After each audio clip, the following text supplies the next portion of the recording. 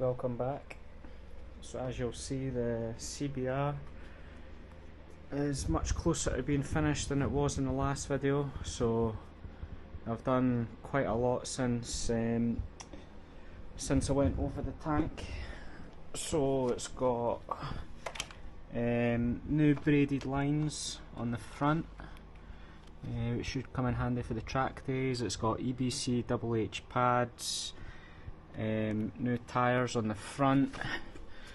I've rebuilt both front forks, so you can kind of see the dust line there. The new seals, new oil, and bushes.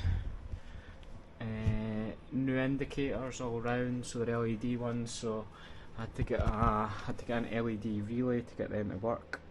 I wasn't planning on changing indicators, but a couple of ones that were on it weren't working anyway, so they were needing changed, and I wanted the LEDs. Fairings are obviously pretty much back on it. I've still got a couple of plastic bits to put on, like here.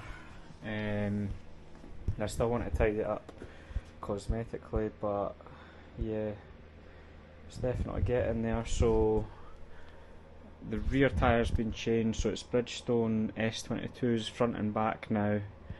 I've not done anything with the rear brake yet. I do plan on bleeding it, but hopefully I can just leave it at that because I don't really use the rear brake too much. It's got a quick action throttle, which I think it's the Yamaha R6 one, with a couple of bits trimmed down. So that's on there. There's a couple of electrical issues that I fixed from last time, like there was a short at the tail light, so the brake light was always on. This is another thing I didn't plan to do.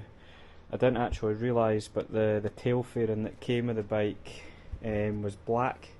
It wasn't actually the original colour for the bike, so it had been in a crash previously, and then they'd sourced a black one, so I managed to get, well, I've still got it actually, but I'm planning on selling it.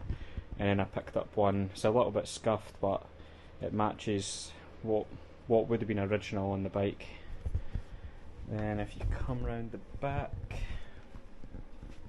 the lighting's probably not as good here, but got a new chain, front and rear sprockets. I did pay a little bit extra to get the gold chain just because it looks a little bit nicer. You can't see this front sprocket because the cover's back on. I'm trying to think what else is on. That's maybe a lot of it. If I come back around here, let me see if there's anything that I'm forgetting. I think that did cover most of it. The only other things it's had is the oil and filter changed. It's actually on its third battery, so the battery it came with was dead because it had sat for so long, but I did get a power line battery, which was pretty much the cheapest I could find. That ended up dying after like a month or two. I think there is a slight power drain on the bike, so even though I've been keeping it on a trickle charger, that battery died, but I do think there was a fault with the battery anyway, so I returned that and got I can't actually remember what the brand is, but it's the slightly more expensive one, but not quite a Yuasa because they're too expensive. In fact, it was a full bat, spelled FULBAT, so that seems to be going well so far. End up changing the fuel pump in the tank. Spark plugs have all been done. That was pretty expensive for probably not a lot of change. Fuel pressure regulator was changed just because the one that was on it,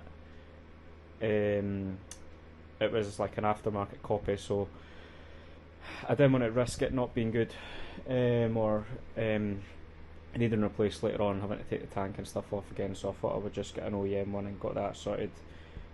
Changed the coolant as well, that all looked pretty clean when it come out.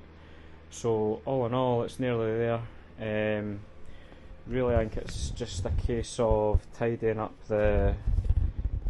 some of the cosmetics, which on the left side of the bike it's all scuffed from being crashed anyway, so I'm not going to do too much, but I'm going to try and polish out and touch up what I can. I want to bleed the front and back brakes again, just because the fluid I used was what I had to hand, but it had already been opened, so I've got a new unopened tub of fluid that I want to put in, and really it's just bits and bobs after that, and then need to get MOT'd, get it on the road, start testing or riding rather, and then hopefully get on some track days. I am tempted to get the rear shock refurbed, but I'm not sure whether it's really worth the effort. Like the shock is obviously going to be pretty tired, but I just can't see it making a huge difference getting it refurbed. I don't want to pay the £300 or £400 that an aftermarket one will cost, so I think I'll just put up with however it turns out to be. I think it's just too much money to spend. But let me know if you think otherwise, and that's the end of this video. So almost there, and maybe the next video will hopefully be a startup video if it starts, but I'm sure it will, given everything that I've done. So tune in for that.